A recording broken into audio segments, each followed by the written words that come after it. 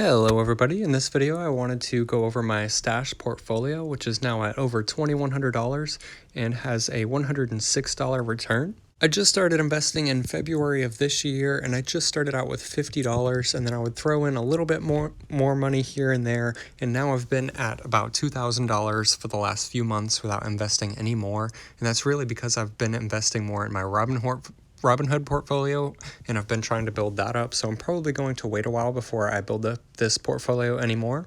So without further ado, let me get right into it. I'm going to sort all of my stocks by return, so I'm going to have my very best stocks with the return that I've had on them so far at the top, and then my worst performing stocks at the bottom. So up here at the top, you can see I've got about $23 in cash to invest, and that the reason that is because I actually sold my Netflix stock, which I originally invested $25 in, and that's because I think they're going to have a lot more competition moving forward, which is just really going to hurt their stock, and I don't know if they'll ever return to the $360 price point they were at.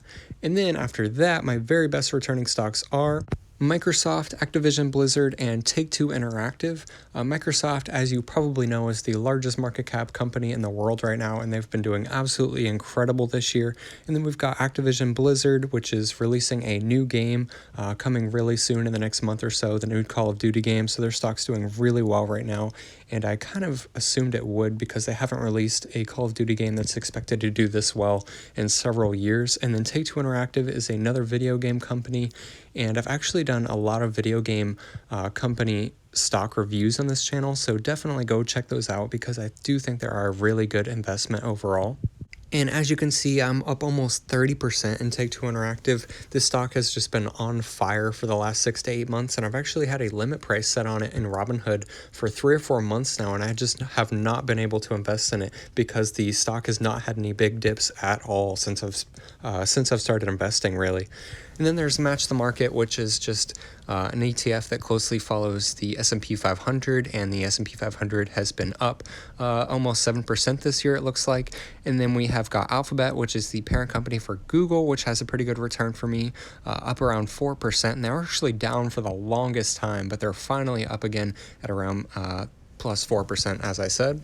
Next up is Slow and Steady, which is very similar to the Match the Market ETF, but it's supposed to invest in more dividend stocks and less risky stock, but it's actually up almost 2% more than the Match the Market ETF, which is really interesting. And I think part of that is because Microsoft and a couple other companies have been doing so well for this ETF. And then we also have Apple up here, which is, as everyone knows, doing extremely well this year. And then Delicious Dividends. I'm actually a little bit disappointed I invested $100 in this ETF. I think there are so many better ETFs out there on Robinhood especially that I could have invested in, but I'm just going to leave it for now. I don't actually hate the ETF. I just think that I could have spent my money better elsewhere. And then Nvidia, doing really well, but it's also a heavily China associated company, so not doing as well as it could because of all of the trouble that they've had in the last couple of months.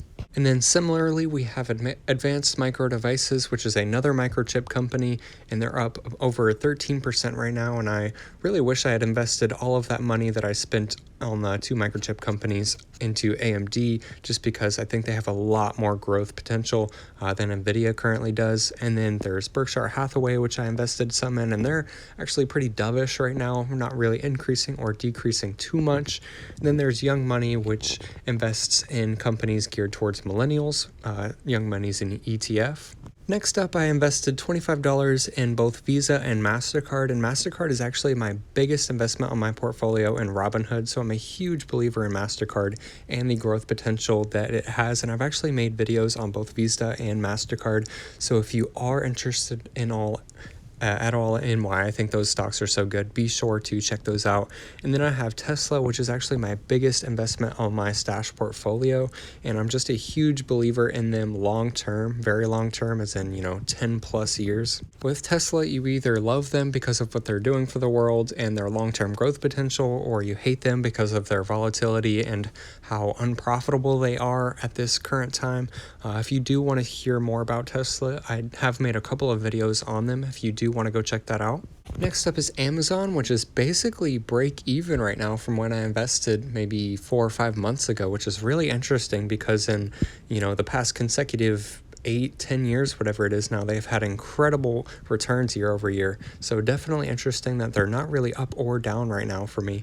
And then with Walmart and Stocks Worldwide ETF, those are actually returns from my stock back with my Stash debit card. I actually just made a video on that if you do want to go check it out and hear about what it is and why it may interest you.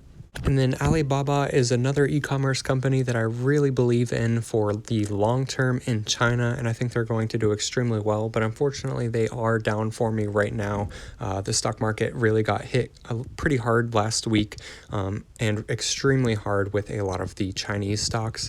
And then we also have Salesforce right here, which is down about 3%, another long-term growth company that I believe in. I'm actually really not too sure why they're down a little bit right now. I would have to look more into that. Come check out my channel for a lot of different stock analysis type videos, as well as a lot of different stash videos. Or if you want to come and check out my Robinhood account, you can definitely come do that as well. And subscribe for more content. Thank you so much for watching to the end.